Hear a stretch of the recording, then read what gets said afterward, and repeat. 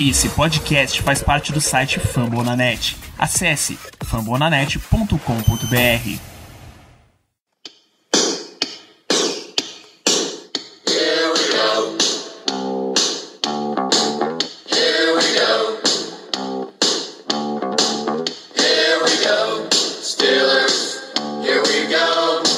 Pittsburgh's going to the Super Bowl. Here we go. Muito bem, pessoal, estamos começando mais uma edição do Black Yellow Brasil Podcast, episódio 212 do seu podcast de futebol americano, do seu podcast do Pittsburgh Steelers, falando para todo o Brasil, direto de fambonanet.com.br, do iTunes, Spotify, Deezer ou da sua estátua de bronze no Hall da Fama, rapaz, porque é aí aonde chegamos. Eu sou Danilo Batista, seu host em mais uma edição deste programa, edição que agora volta a ser semanal, e para os comentários deste laureado episódio, tão dourado quanto a jaqueta dos nossos Hall of Famers, o Hall da Fama do Black Yellow Brasil Podcast, Germano Coutinho. Seja bem-vindo a mais um episódio. Muito boa noite. Boa noite, Danilo. Bom dia, boa tarde, boa noite a todos os nossos ouvintes. E aquela coisa, né? We are back. Estamos de volta. Primeiro jogo, o jogo do Hall da Fama. Deu pra dar aquele gostinho de temporada regular. Mentira! Mas o importante é que os jogadores voltaram ao campo, que a gente teve um pouco de ação, a gente pôde ver os nossos rookies, e é isso que importa. Então, vamos embora, que hoje o programa tá recheado. É isso, para um belíssimo encontro de gerações, desde os caras muito das antigas até os caras que acabaram de entrar no Pittsburgh Steelers. A gente teve emoções de todos os tipos, e é isso que a gente vai falar nesse episódio. Assim que a gente passar pelos recados desse podcast, não saia daí, por favor, não saia daí. Os recados do Black Yellow Brasil são os seguintes. Primeiro, acesse @BlackYellowBR no Twitter, no Instagram, t.me/Telegram. Tá? São as 3 ferramentas principais que você vai usar para acompanhar os nossos lançamentos, acompanhar notícias, os recados que a gente queira dar para você. Então segue lá nessas 3 redes sociais. Segundo recado, isso aqui é um podcast, certo? Você pode escutar nas principais redes de podcast. Além de fambonanet.com.br, que é o lar que abriga o Black Yellow Brasil na internet, você pode encontrar lá no Spotify, Apple Podcasts, no Deezer, Google Podcast, Amazon Music e em todas as grandes casas do ramo podcast. O aviso inédito, o aviso mais importante que a gente precisa dar é que entramos de vez na área de vídeo, tá? Com uma série de lives na twitch.tv/BlackYellowBR, twitch.tv/BlackYellowBR. Anota aí, acessa, clica lá para seguir, que eu imagino que o termo em português correto seja seguir mesmo, cada um dá um nome diferente. Então acompanha a gente lá. Depois de cada um dos jogos dos Steelers, na pré-temporada, na temporada regular, esperamos também que durante os playoffs, a gente é coisa de...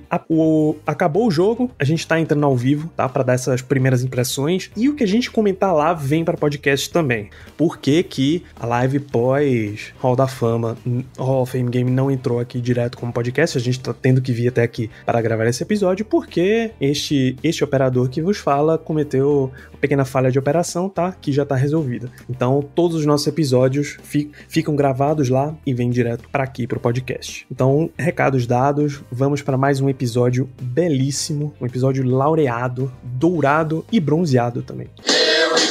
Bom, Germano, no primeiro bloco deste episódio aqui do Black Yellow Brasil, a gente vai falar do Hall of Fame Game, o primeiro gostinho de Steelers Football, depois de meses e meses, depois do gosto amargo que a gente ficou no final da última temporada. Então já tivemos Dallas Cowboys 3, Pittsburgh Steelers 16, tá? Foi um jogo típico de um Hall of Fame Game, né? Cheio de reservas, um nível bem longe do que a gente espera ver num jogo legal de NFL. E a gente vai passar aqui nesse primeiro bloco por destaques desse jogo. O que é que você destacou, o que é que mais te chamou a atenção nessa partida? Bom, destaques, eu posso começar com aquele que todos nós queríamos ver, né? Que era justamente o Najee Harris. O Harris, ele jogou relativamente pouco, tá? Não ficou tanto em campo, mas nas poucas chances que ele teve de correr com a bola, de ser envolvido no ataque, ele demonstrou por que foi nossa escolha de primeira rodada. Não tô dizendo que ele teve uma atuação excepcional ou algo do gênero, até porque, enfim, ele não teve nem tempo para isso, não era necessário, mas ele demonstrou alguns aspectos de jogo que a gente realmente estava precisando bastante. Um cara que estava conseguindo jardas depois do contato, Um cara que demonstrou ter meio com uma velocidade diferente dos nossos outros running backs. Enfim, ele realmente demonstrou porque foi nessa escolha de primeira rodada. Então, eu tô muito ansioso para vê-lo nos próximos jogos e principalmente para ver como é que ele vai se portar com o ataque titular, que é o que a gente mais quer ver, né? Então, meu primeiro destaque positivo fica aí pro nosso running back, o Najee Harris. Pois é, normalmente a gente faz até uma visão de estatísticas mesmo, quanto é um running back, quantas corridas, quantos passes recebidos, quantas jardas e tal, mas é completamente irrelevante num jogo de pré-temporada assim, a não ser quando o número é muito discrepante. Por exemplo, se Najee Harris está em campo e ele só tem uma carregada, aí você fica se perguntando, ou um wide receiver na classe dos mais importantes, assim, também só recebe um alvo e tal, você fica se perguntando o que foi que aconteceu ali, mas regra geral não vale a pena comentar. Bom, Ricardo teria um pequeno ADP, o famoso ataque de pelanca, se a gente não destacasse aqui Presley Harvin, o terceiro, né, o Panther, porque ele realmente brilhou, assim, brilhou os olhos, chamou a atenção, porque, cara, ele teve 5 punts, tá? Um deles, a bola caiu na linha de meia jarda com um kick, a bola bateu e subiu de novo, a favor dos Steelers, ou seja, voltando para dentro do campo e não para fora, e a bola foi realmente parada ali na linha de meia jarda. É quase que impossível você ter um punch melhor do que esse, sabe? Dos 5 punts dele, 4 foram dentro das 20 jardas, teve esse aí na linha de 1, uma média de... Aliás, não teve retorno de punch quando ele chutou, uma média de próxima de 50 jardas, então toda vez que a bola ia pras mãos e pé dele, a gente já respirava tranquilo, tipo, vamos apreciar porque é a hora de um profissional chutando. Embora Jordan Berry ainda esteja com os Steelers, ainda esteja treinando e tal, parece ser um lance completamente protocolar, assim, só pra você não ficar só com um punter a pré-temporada inteira. É aquela coisa, né, Danilo? A gente não vai gastar uma escolha de draft de um punter pro cara não, pelo menos, iniciar os trabalhos como favorito pra ganhar a posição. E o Harvin, ele fez, nesse primeiro jogo, tudo aquilo que a gente esperava dele, e até um pouco mais. Ele demonstrou a qualidade dele, ele entrou com tudo pra brigar por essa vaga, que até agora, até o momento que com um jogo só, mas enfim, eu acho que ele tá na frente, e vamos esperar o que os próximos jogos vão mostrar, né? Mas ele realmente começou com o pé direito, teve uma atuação muito boa. Isso, mais destaques positivos, vou deixar para 2 outside linebackers, para Alex Highsmith, conseguiu seu sack, um spin move maravilhoso em cima do left tackle do momento lá do Cowboys, que acompanhar o elenco do Steelers já foi um lance complicado, imagina acompanhar o elenco do Cowboys, né? Eu só sei que não foi o La'el Collins, que o Collins estava do outro lado, mas realmente quem era esse cara não faço ideia. Pois é. Ele teve o sack dele, acho que Quincy Roche apareceu direitinho, Jamie Jones acho que foi o que teve outro sack, então a gente teve boas performances dos outside linebackers. Só um detalhe, Danilo, eu não vou poder dar crédito porque eu não lembro quem foi que falou isso, mas teve um comentário brilhante, vamos dizer assim, de um torcedor no Twitter que falou o seguinte: estamos em 2021 e é a primeira vez que nós podemos dizer que um outside linebacker chamado J. Jones teve destaque nos Steelers. Eu achei sensacional o comentário, sensacional. Só pra confirmar aqui, Jamir Jones teve um tackle for loss, assim como Quincy Roche, Abdullah Anderson, Quincy Roche, Alex Highsmith e Cassius Marsh, os 4 tiveram um sack cada um. Então o time, cada um dentro do seu nível de disputa, né, foi performando bem. Você tem mais destaques aí, já, mano? Vamos trocando bola aqui. Danilo, destaque positivo num jogo desses é um pouco difícil porque a maioria dos jogadores não atua tanto, pelo menos os mais famosos, né? Mas eu posso citar então uma coisa que me preocupou em destaque. Pode, claro. Pronto, eu acho que todos que assistiram o jogo ficaram preocupados com a nossa rotação no meio da nossa defesa, né? Dos inside linebackers. É uma posição que nós tivemos uma perda recentemente, quando o Vince Williams resolveu se aposentar do nada, muito repentina essa aposentadoria dele, e agora, excetuando-se o Devin Bush, a gente tem o Spillane, que deve ser o titular. Nós temos o Ulysses Gilbert III. E temos também o Buddy Johnson, que é o rookie de quarta rodada. Eu acho que, assim, eu prefiro acreditar que esse primeiro jogo foi apenas uma exceção à regra. Eu espero que esses jogadores consigam ter atuações melhores nos próximos, porque numa defesa 3-4, a posição do inside linebacker é muito importante, ainda mais na nossa defesa, que tem aquele problema perpétuo de cobrir tarentes, que até nesse jogo foi horrível. É impressionante como a gente falha nesse aspecto do nosso jogo defensivo. Então fica esse destaque negativo para a posição em si, porque precisaremos descobrir quem vai ser o titular ao lado do Devin Bush, e esse primeiro jogo não nos deu muita esperança. Verdade. Destaque negativo também eu deixo para Sam Slowman, o kicker, que com um jogo já perdeu completamente o prestígio, assim. A gente sabe que Boswell tá bem com a diretoria, tá prestigiado, assim, mas a competição não ajudou em nada, assim, nada. O cara não se ajudou mesmo. Ajudou o Boswell, né?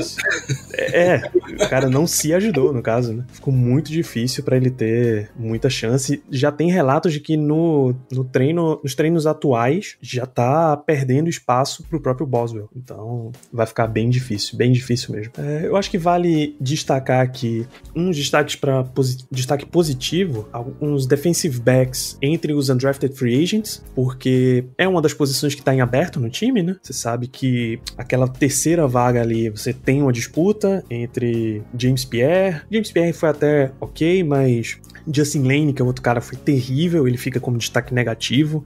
As chances que ele vai tendo de aparecer, ele não aproveita. Pra variar, né? Porque Justin Lane e ser terrível é sinônimo, basicamente.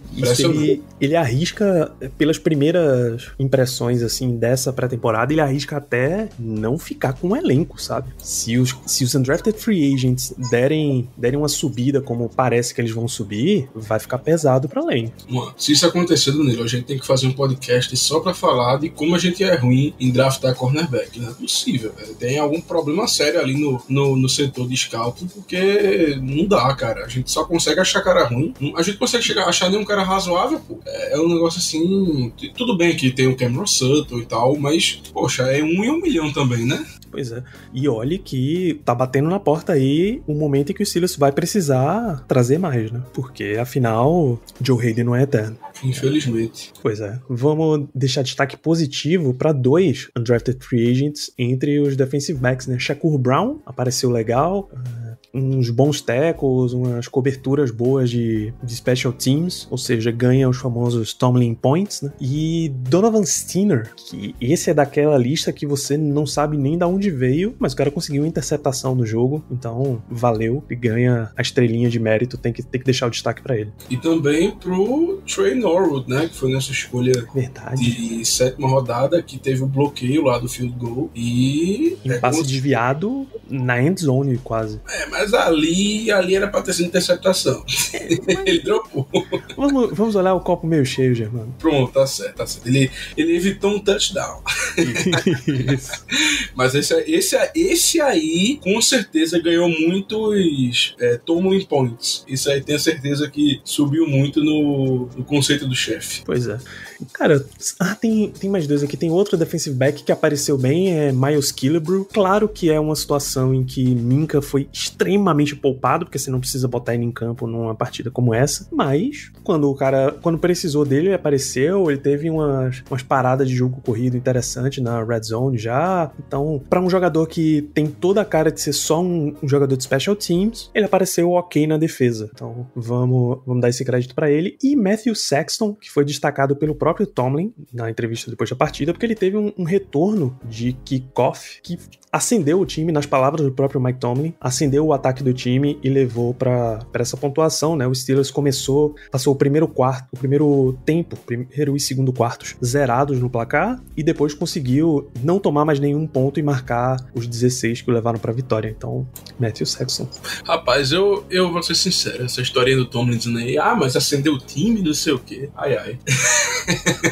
Porra, o que é mais Mike Tomlin, Germano, do que elogiar o cara que fez uma jogada no Special Teams. Num jogo de pré-temporada. Um jogo de pré-temporada, pô, valendo a carreira do cara. Sabendo que o cara não vai ficar pro roster final. The Standard, Germano. Não sei se ele... The Standard. Certo. Vai que ele arranca uma vaga, porque aí a gente entra rápido no tópico de notícia. Teve o papo de James Washington essa semana, a última semana, né, Germano? Isso. Washington mal apareceu no Hall of Fame Game, e aí começou um burburinho, que ele teria ficado insatisfeito de ter poucas oportunidades, e aí no dia seguinte já veio a notícia de que ele teria requisitado uma troca, e como foi que ficou essa história aí? Rapaz, foi exatamente isso.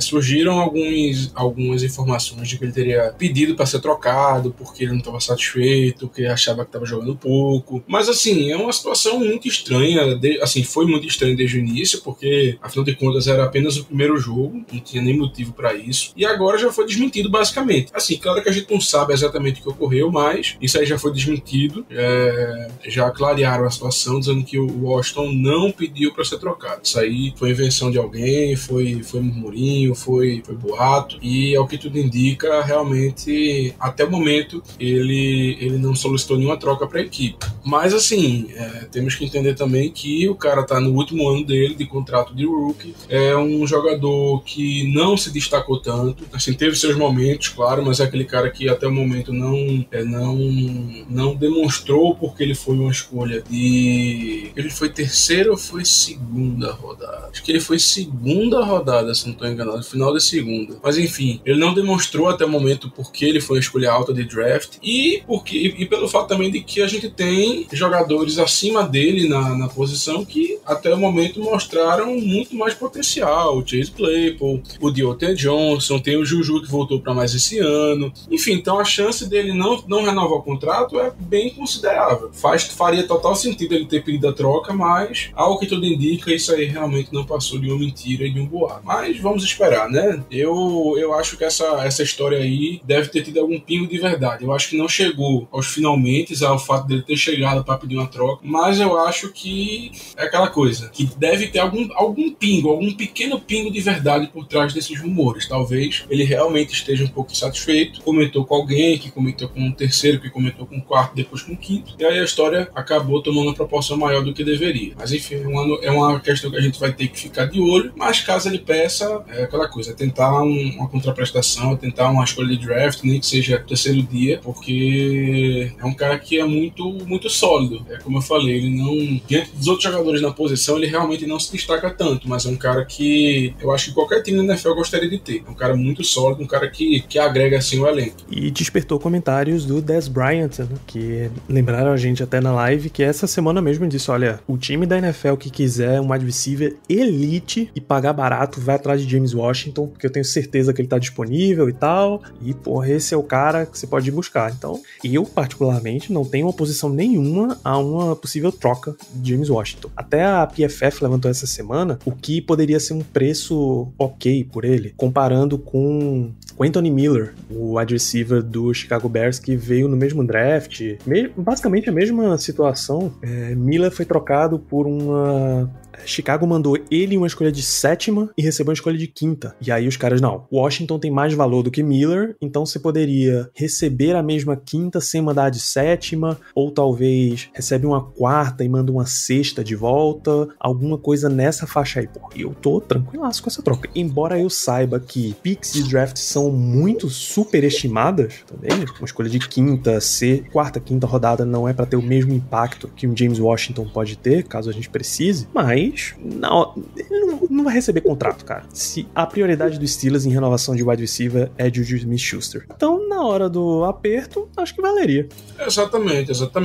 Tudo depende do contexto, né? A gente sabe que o Washington muito provavelmente não vai renovar. Então, agora assim, eu não sei até que ponto seria interessante para a equipe essa troca. Por quê? Porque é o último ano do Big Ben, pelo menos a gente acha, né? Ele deve vir com tudo para tentar um Super Bowl, tentar uma campanha longa nos playoffs, uma campanha que pelo menos dure mais de um jogo, né? feito não ocorreu nessa última temporada. E o Washington é um cara que ele confia, é um cara que ele já tem um certo repertório. Assim, pensando no longo prazo, claro, vale muito a pena uma troca, mas não sei se a curto prazo é tão interessante interessante pra gente, porque como você falou, o retorno não seria tão interessante. Uma escolha de quinta rodada, vou até excluir a sétima da história, mas, poxa, uma escolha de quinta rodada, na grande maioria das vezes, é um jogador que não contribui tanto. Então, eu acho que no momento, o melhor pra equipe realmente é ficar com o James Washington do que trocá-lo por uma quinta rodada. Eu não acho que a gente vai conseguir nada além do que isso por ele, não. Mas, diante do contexto atual, vamos dizer assim, eu acho que não seria uma boa ideia, não. Eu acho melhor manter, nem que seja por um ano, porque eu acho que ele vai render mais pra gente se for desse modo.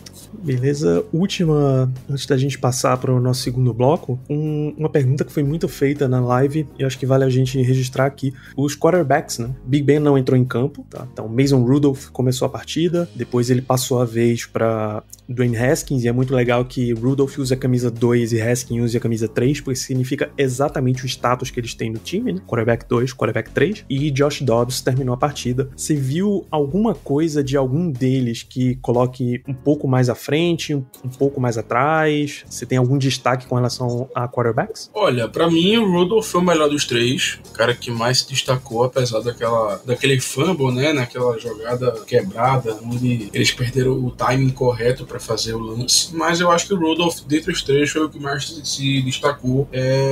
Eu lembro muito do Big Ben quando eu vejo o Rudolph jogando. Não tô querendo dizer que o Rudolph vai ser um cara no nível do Big Ben no futuro, longe disso. Não acho que ele vai conseguir chegar tanto. Mas é um cara que me lembra muito o estilo do jogo do Ben. E nesse primeiro jogo, o do Hall da Fama, eu acho que dentre os três, ele com certeza foi o que se destacou mais. E assim, o Haskins, ele me preocupa, porque ele já foi mal lá em Washington, já era conhecido como Captain Checkdown, né? Aquele cara que só faz a passe rápido, o checkdown, e não evolui as rotas dele, não explora isso. E isso tá me preocupando, porque ele veio com bastante expectativa, não de ser o cara da franquia, não de ser o futuro da equipe, mas é um cara que foi uma escolha alta de primeira rodada e que ainda é muito novo. Então, inevitavelmente, todos os torcedores, quando souberam que ele veio pra cá, ficaram com aquele fiozinho de esperança e tal, não sei o quê. E infelizmente eu acho que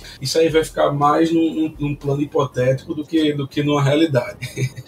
E assim, do jeito que tá, eu vou ser muito sincero, eu prefiro o Joshua Dobbs. Eu acho que o Dobbs é um cara que tem uma relação muito boa com o Big Ben. O Big Ben, eu acho que a gente até já comentou isso. E é um cara que traz um aspecto diferente pro nosso jogo. Tudo bem que a gente não vai utilizar esse aspecto, porque se fosse pra utilizar, teria sido temporada passada, com todos os problemas ofensivos que a gente enfrentou, e a gente não utilizou isso, que é esse jogo terrestre que vira realmente uma arma. O Dobbs, ele tem essa capacidade de correr com a bola muito bem, e que eu gostaria de ver nos Steelers, mas enfim, sabemos que isso não vai ocorrer. Então, no momento, pelo menos pra mim, eu diria que o Rudolph é o número 2 e que o Dobbs deveria ser o número 3. Eu acho que, por enquanto, eu vejo o Haskins, na verdade, eu acho que o Haskins deveria ficar de fora. Mas temos ainda 3 jogos aí pra decidir essa situação, e a tendência realmente é que o Haskins acabe ficando no roster final. É isso, eu acho que vai rolar mesmo nesse sentido de que, salvo coisas muito extraordinárias, Dwayne Haskins vai ficar com a posição de quarterback 3 e empurrar Joshua Dobbs pra fora do elenco. Por mais que seja um lance de confiança e tal, é o que vai acontecer pelo prestígio, para o time ter a oportunidade de continuar analisando pedigree, o time continuar ter a oportunidade de analisar o que tem ali no Haskins, tentar desenvolver alguma coisa ali pra ver se sai e tal. É uma escolha de primeira rodada, não tem muito o que fazer nesse caso. Uma escolha alta, na verdade, né? 15ª escolha, se não estou enganado. E é um cara de Ohio State, né? Sim. O nosso amor pro Ohio State também fala mais alto. Pois é. Então, esse foi o Hall of Fame Game 2021, Steelers e Cowboys. E vamos comentar no próximo bloco por que o Steelers esteve presente no Hall of Fame Game. Bom, Germano, pelo assunto que a gente realmente tá aqui nesse programa para comentar, o Steelers dominou a cerimônia do Hall da Fama 2020 e 2021. Graças à Covid, acabou adiando para ficar tudo de uma vez só. E isso meio que deu uma inflada assim, no número de personalidades dos Steelers. No sábado, a gente teve 4 dos discursos.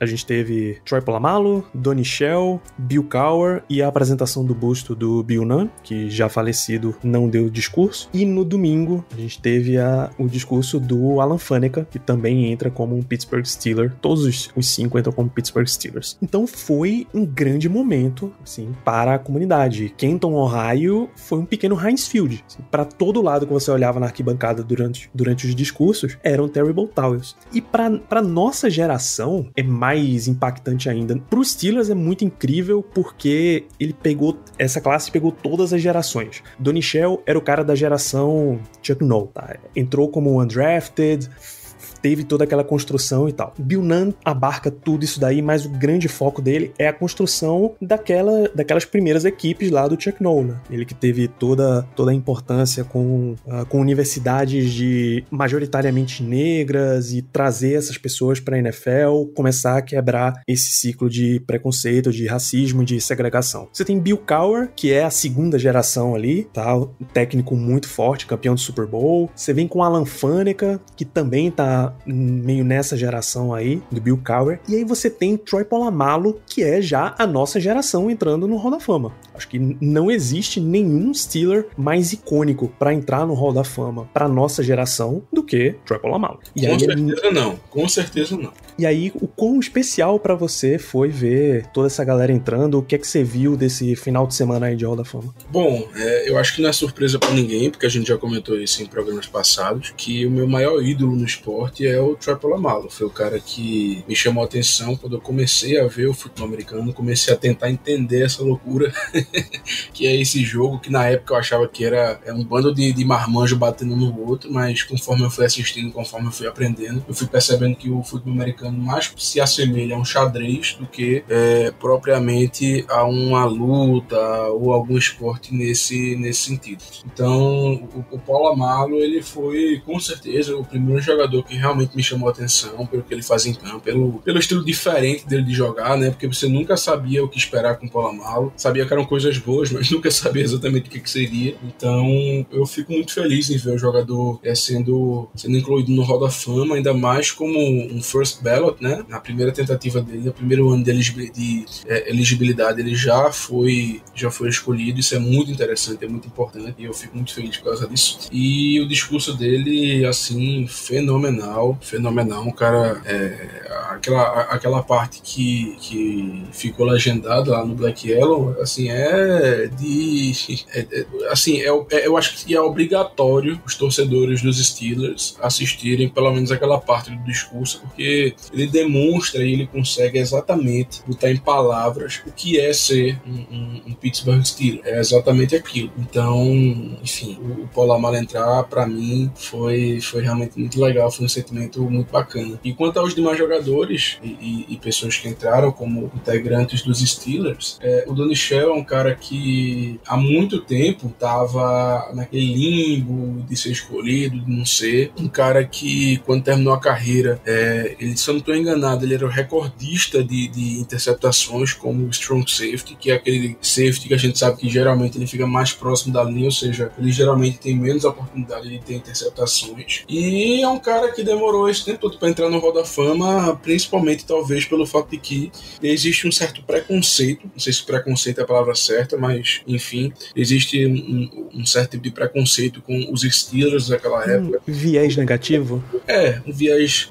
O Hall da Fama com certeza não olha com bons olhos, não olha com tão bons olhos para esses jogadores, porque realmente já metade do time já tá dentro, né? Se a gente for pegar o time da década de 70, assim, só de cabeça, que eu me lembro aqui, a gente tem o quarterback, o running back, 2 wide receivers, um cara de linha defensiva, 2 linebackers, um cornerback e agora um safety. Então, assim, é muita gente.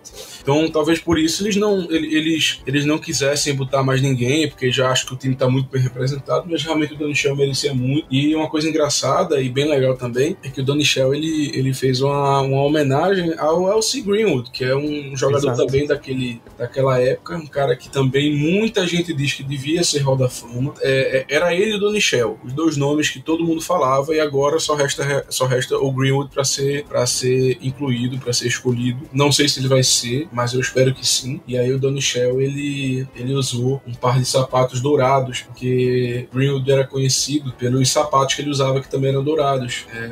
A história parece que ele sofreu uma lesão em um certo determinado momento, e aí ele teve que usar um sapato especial, mas o sapato era muito feio, aí ele pintou de dourado, a torcida adorou, e ele começou a usar e ficou marcado, junto ao nome dele, essa questão. E aí ele usou esse sapato com as iniciais do Greenwood, com o número 68, que era a camisa dele, para chamar atenção também para isso. E assim, o Bill Cowher, o Faneca, o Bill Nunn, é realmente uma classe extremamente boa para os Steelers. Como você falou, tem jogadores basicamente de todas as gerações vencedoras da equipe, e isso é muito importante. E outra coisa muito importante também, muito legal, foi ver os jogadores da nossa época, né? Aqueles jogadores que a gente viu jogar e que estavam lá torcendo pelos companheiros, prestigiando todo mundo. Legal demais, cara. Legal demais você ver o Casey Hampton, o Brad Kiesel, enfim, teve tanto o Heath Miller, teve muita gente lá. O White Taylor tava num estilo que, nossa senhora. Ike sendo Ike, né? Porra, total. E isso aí é o mais legal, é ver esses jogadores. Fora os caras no próprio palco, né? Que já são Hall of Famers, o Franco Harris, o Jerome Bettis, toda a geração tava lá, né? Exatamente. O Polamalu menciona no discurso dele dois caras muito em especial. O meu primeiro snap foi um tal de Hines Ward, que me deu uma pancada e disse: olha, eu não sou igual aos wide receivers que você enfrentava não, cara. Aí me deu a mão pra levantar e tal, e assim a gente começou a construir uma história. E o colega dele, que tinha um armário do lado, era o Jerome Bettis, e que, porra, devem ter se enfrentado aos montes em treinamento também, né? Uma coisa que eu achei também legal, Danilo, é que ele citou o Mike Logan, né? Que era o safety titular da equipe. E aí, assim, você tem que tentar se pôr na posição dele, um cara que é titular, e aí ver sua equipe draftando um cara na primeira rodada e dando trade-up por ele, assim, normalmente o que aconteceria o titular ficaria puto, né?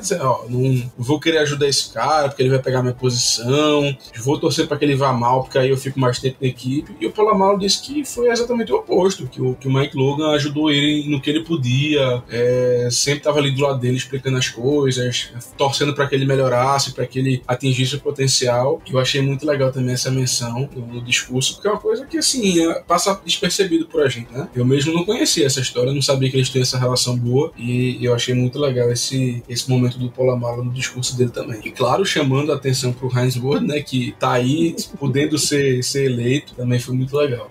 Não só isso, o Hines Ward foi o cara que apresentou Alan Faneca pro Hall da Fama, né? Eles sempre trazem alguém pra fazer a cerimônia de revelação do busto, e quem tava com Faneca foi o Hines Ward. O Lynn Swann, quando ele foi escolhido pro Hall da Fama, e isso assim, vários e vários anos depois dele encerrar a carreira dele, ele no discurso, ele falou que, e me marcou muito isso quando eu vi, ele falou que aquele não era assim, uma tradução livre, né? Mas ele falou que aquele não era o dia mais feliz da vida dele, porque só era metade do dia mais feliz da vida dele. Ele disse que o dia mais feliz da vida dele só estaria completo quando o John Stallworth, que foi o companheiro dele de posição, o outro wide receiver do time, tivesse também eleito pro Hall da Fama. E no outro ano, o Stallworth foi eleito. Então, a gente às vezes acha que assim, que não passa de uma mera menção, de um shout-out, né, como se fala, mas isso aí tem muita importância.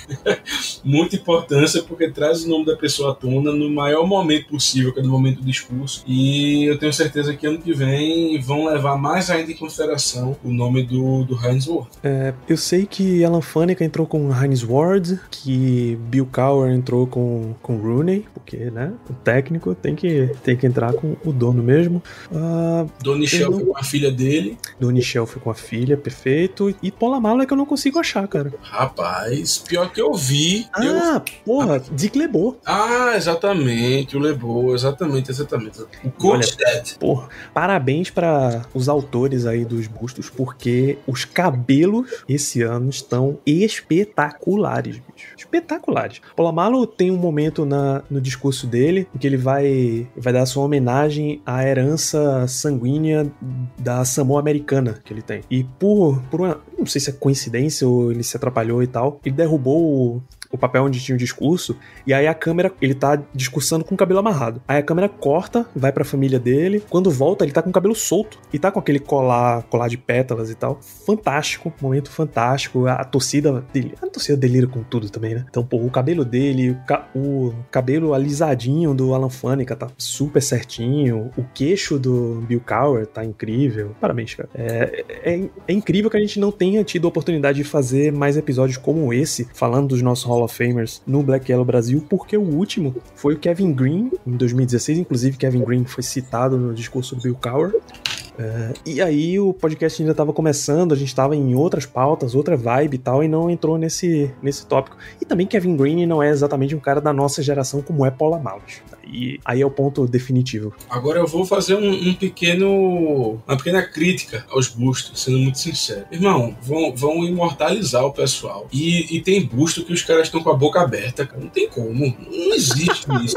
Poxa, quando é um caso específico, por exemplo, o Strahan, aquele Michael Strahan, o defensive end do Giants. Exatamente. Poxa, aí tudo bem. Por quê? Porque a marca registrada dele era o dente separado. Aí tudo bem. Mas, meu amigo, eu vi os bustos desse ano e o que me chamou a atenção foi o do Michel. Ele tá com a boca aberta, pô. Meu amigo, custa você deixar o cara com a boca fechada. Eu acho muito feio, de verdade. Você deixar um busto com a boca aberta. Ele tá naquela vibe quase sorriso, quase pego desprevenido, tá num meio termo ali que realmente dava pra medir direitinho. Exato, um negócio horrível. Mas enfim, né? O importante é que ele entrou. É isso, o importante é que ele entrou, o importante é que L.C. Greenwood entre logo, né? Já tá na hora, já passou da hora, inclusive. Ele infelizmente já faleceu e não vai poder presenciar, não vai poder estar em pessoa, mas é importante que ele entre logo. E pra comunidade Steelers deve rolar meio uma pausa aí, né? A não ser que L.C. Greenwood entre, a não ser que eles decidam colocar a Hines Ward, que não tá tão fácil. A gente deve esperar mais ou menos até, sei lá, Big Ben ter a vez dele. Pior que é isso mesmo. Se a gente for levar em consideração e pensar em quem seriam os outros jogadores que teriam a chance, eu acho que entre o Troy Polamalu e o Big Ben, somente o James Harrison. E eu não acho que ele vai entrar, não. Pois é, cara. Pois é, o Steelers é um dos times que mais tem representante lá. Olhando rápido aqui, tá? Tem uns caras ainda da época de Pittsburgh Pirates, mas que entraram também por desempenho em outros times. Aí você tem Art Rooney, você tem Burt Bell, que foi o dono quando teve a troca de time lá. Os Rooney ficam com o Eagles e o Bell fica com os Steelers. Você tem Jerome Bettis, Mel Blount, Terry Bradshaw. Na verdade, o contrário, né? É isso mesmo. É isso mesmo. E Burt Bell também foi técnico dos Steelers. Toda aquela época de Steagles ali, eles deram uma misturada. Paulo Mancha? O que você tá fazendo aqui, Paulo Mancha? Pois é. Aí você tem Mel Blount, Terry Bradshaw, você tem Jack Butler, Bill Cowher, Dermontti Dawson, o Alan Faneca, Joe Green, Kevin Green, Jack Ham, Franco Harris. Aí você entra nos caras daquela geração valendo, né? Tu já citou o Ernie Stotter? Não, ele tá mais à frente na lista porque a ordem é pelo sobrenome. Ah, beleza. Porque esse aí tem que também citar que sim, eu acho que... Com certeza. Jack Ham, Franco Harris, Jack Lambert, Jack Noll, Bill Nunn, Troy Polamalu, Dan Rooney, Donnie Shell, John Stallworth, Ernie Stautner, Lynn Swann, Mike Webster, Rod Woodson. Tem muita gente que participou como um Steeler, seja completamente Steelers, dedicado como um Steeler ou passou pela instituição Pittsburgh Steelers. Você tem muita gente aí no Hall da Fama.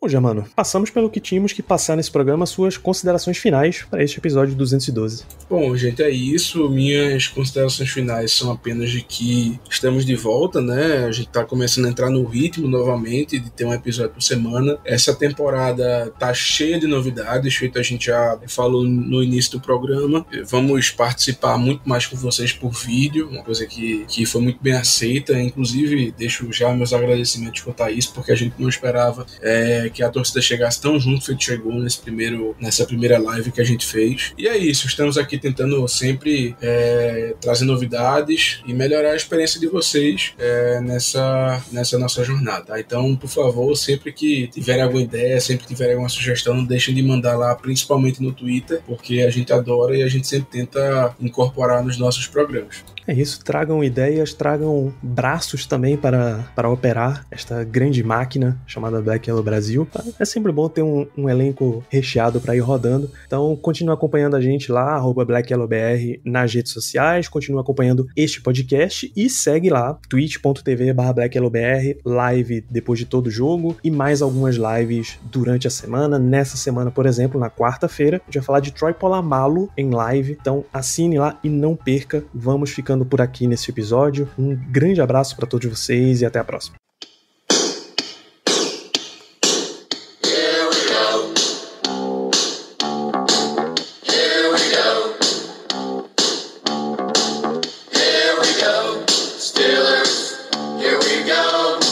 Pittsburgh's gone to the Super Bowl. Here we go. If you're a facilities manager at a warehouse and your HVAC system goes down, it can turn up the heat, literally. But don't sweat it. Grainger has you covered. Grainger offers over 1 million industrial-grade products for all your operations, including warehouse HVAC maintenance. And even better, they offer access to experts and fast delivery, so you and your warehouse can both keep your cool.